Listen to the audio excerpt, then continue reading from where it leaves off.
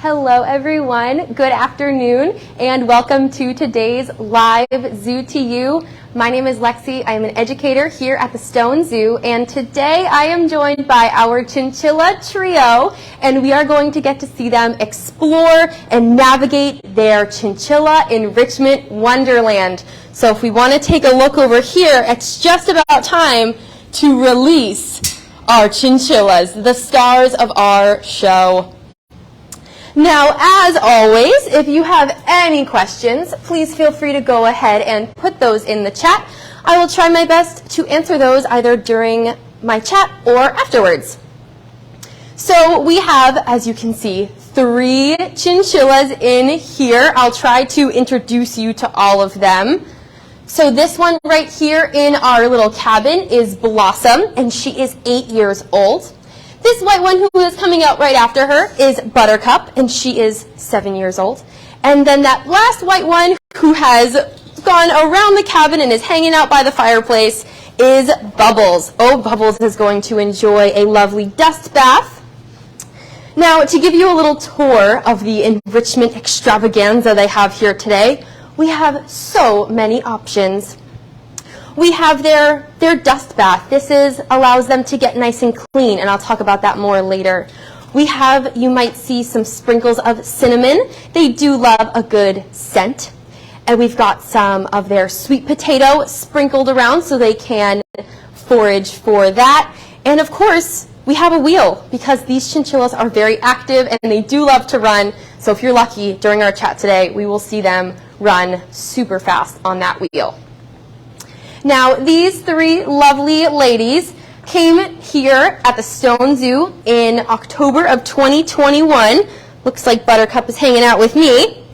And we rescued them from the MSPCA, and they are a bonded trio. So we would not want to separate them, and that is why we adopted them all together as a trio.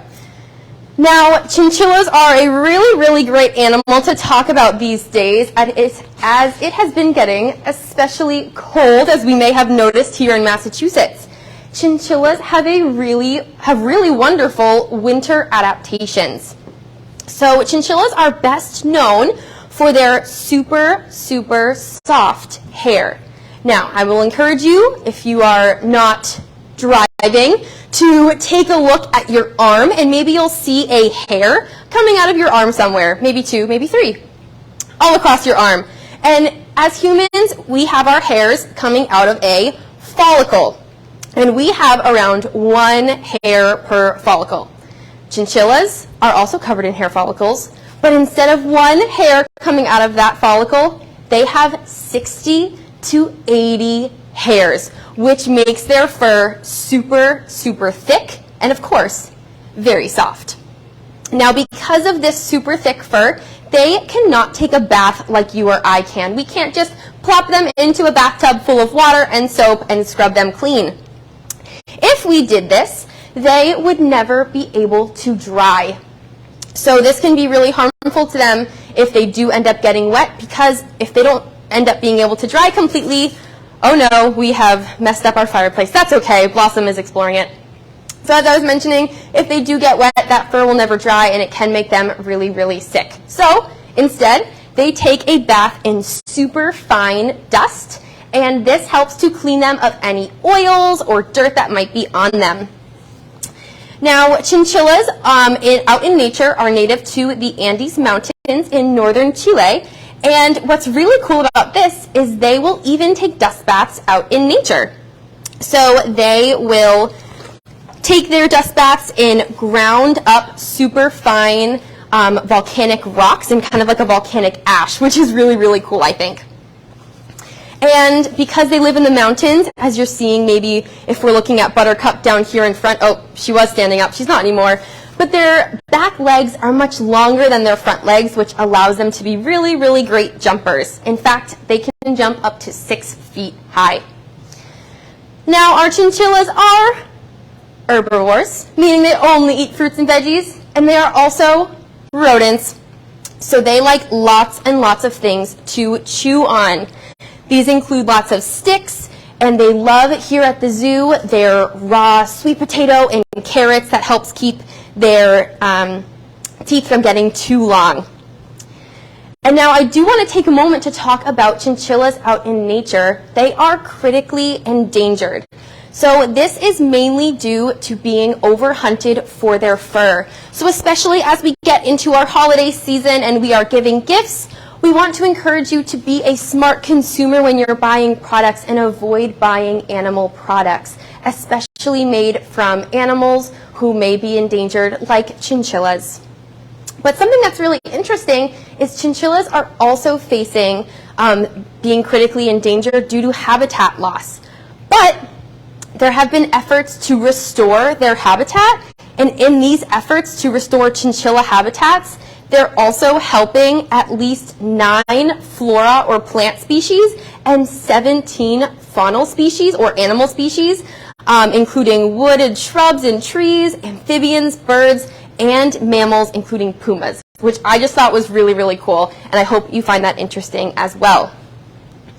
Now, before I kind of shift gears a little bit and talk about giving gifts this season, I was wondering if we had any questions about our chinchilla ladies. Are they endangered? Well, great question. They sure are critically endangered. As I was just mentioning, they're critically endangered largely due to overhunting for their fur. Can I have a chinchilla as a pet? Another excellent question. You can have a chinchilla as a pet, but something I will encourage you to do is do lots and lots of research before you get a chinchilla as a pet. So there are a lot of things that go into care for chinchillas, including giving them dust baths, giving them food and water and all the other nutrients that they need, much like our other pets like cats and dogs, but also keeping in mind that they are nocturnal, so they're going to be up all night long. They're going to live into their early to mid-teens. Where are you going to be in that span of time? Not sure, but hopefully you will know enough that you'll be able to take care of them for their entire life. And how long do they live? Oh, well then, they live into their early to mid-teens. Alrighty, well, I'm going to continue chatting a little bit about our chinchillas, but I'm going to kind of shift gears a little bit, so please enjoy watching our chinchilla ladies. So since it is the holiday season, I thought we could talk about giving gifts in the animal kingdom. So some really cool animals I learned about were that male penguins will search for the most beautiful pebble that they can find to present to his potential mate. And now what's really cool about this, and I think is especially wholesome, is that they will typically mate for life. But these male penguins will continually offer new pebbles each mating season to kind of prove that they still want to keep this mate, which I think is really cool. Also, some male toucans will present a female with an entire tree, and then they will guard it to protect the female from intruders, which I thought was also really cool. Now, it's not just giving gifts in the animal kingdom in order to mate. Bonobos will find food and give food to other social groups of bonobos so they can expand their own group, which I think is also really cool. And then finally, crows will give gifts to humans. So when a crow develops a relationship with a human who has offered them food, a crow might in return gift a person like a shiny object to kind of show like their interest, which is cool. And although our chinchillas do not give any gifts to one another, you can. So in the spirit of giving, there are many ways that you can give to our animals here at Zoo New England, including our Chinchilla Trio. So in the caption, you will notice that we have linked our enrichment wish list. And as you go through this wish list, you will notice that there are descriptions for each of the products, and most of them even mention which animal that product is going to go to. So for example, our chinchillas here at the Stone Zoo really, really love these apple wood sticks. As I mentioned, they are rodents, so they love to chew on items like this. This is one of the items you can find in our wish list. Down at the Franklin Park Zoo, Maxine the sloth, who lives in the tropical forest. Her keepers have requested a log feeder as a new way to present her diet to her. The giraffe keepers have requested a hanging feeder as a similar way, another way to feed them. And we have also requested things like safe foraging items for animals like our rabbits or even our chinchillas.